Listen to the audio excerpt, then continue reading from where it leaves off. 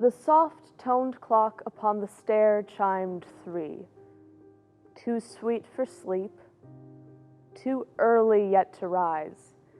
In restful peace, I lay with half-closed eyes, watching the tender hours go dreamily. I am interested in poetry because it offers me another outlet to perform. At Northern Cass, Poetry Out Loud is required. So we use it in our English classes, 9 through 12, to help develop their skills, not only interpreting poetry, but then reading it expressively. The fact that you can give the same poem to 5 different people and they'll interpret it differently, I really like that aspect. The information materials are provided by the North Dakota Council on the Arts. It's a national program. And Poetry Out Loud turns it into a competition. Congratulations to Kylie Howitt from Northern Cass High School. There's of course a winner at every level. There's a winner at the state level, there's a winner at the national level. And so we have classroom competitions, and then they compete at the school level, usually about 10 to 12 kids from different grades. And the winner of that goes on to the state competition. And at the state competition, they have 3 poems that they'll recite. So the requirements for the state level of Poetry Out Loud is you have to have at least 1 poem that's 25 lines or fewer, and at least 1 poem that is pre-20th century. This year they had to film them beforehand, and then we sent it in, and so they competed virtually. Last year I did go to the state competition and performed in front of people, and that was a much more intense experience. People are there because they really do love poetry, and they're there to listen and to hear everything. When I first read The Barnacle by A.E. Stallings, I loved it. It was perfect. It was everything that I was feeling about the world, especially at that time, because it's about how stubborn people are, and once they're in one mindset, they're only in that mindset, and they will never change ever. Once grown, with nothing more to prove, it hunkers down and will remain stuck fast, and once it does not move, has no more purpose for a brain. Yeah, Poetry Out Loud, they provide a website with a huge library of possibilities. Choosing poems isn't really about who the poet is. It's just about what the poem is about. Once they start reading the poetry, they start to see pieces of their life in the poem.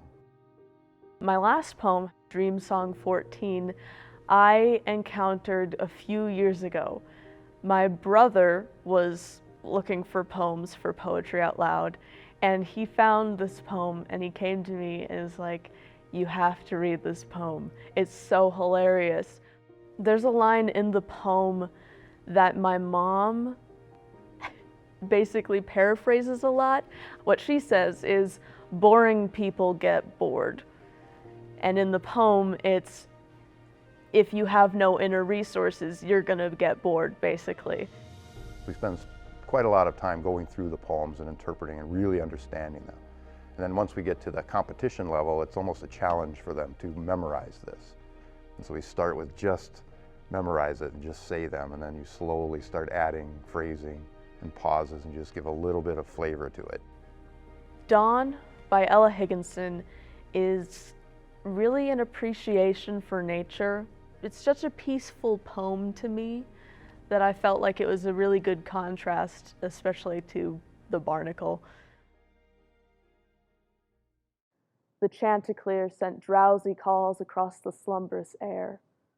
In solemn silence, sweet it was to hear my own heart beat. When I'm presenting my 3 poems, they each have a very distinct emotion to them, and I really try to personify that in my voice and just in my expressions. The only action that I do in any of my poems really is in The Barnacle, when it becomes stuck fast and it doesn't move. A lot of times with poetry, the voice is all that is really needed, And if you add a lot of actions, it takes away from what you're saying and it just makes it a little muddy. Dream Song 14 by John Berryman. Life, friends, is boring. We must not say so. After all, the sky flashes, the great sea yearns. We ourselves flash and yearn, and moreover, my mother told me as a boy, repeatingly, ever to confess you're bored means you have no inner resources. I conclude now I have no inner resources because I am heavy bored. Peoples bore me. Literature bores me, especially great literature. Henry bores me with his plights and gripes as bad as Achilles, who loves people and valiant art, which bores me. And the tranquil hills and gin look like a drag, and somehow a dog has taken itself and its tail considerably away into mountains or sea or sky, leaving behind me. Wag.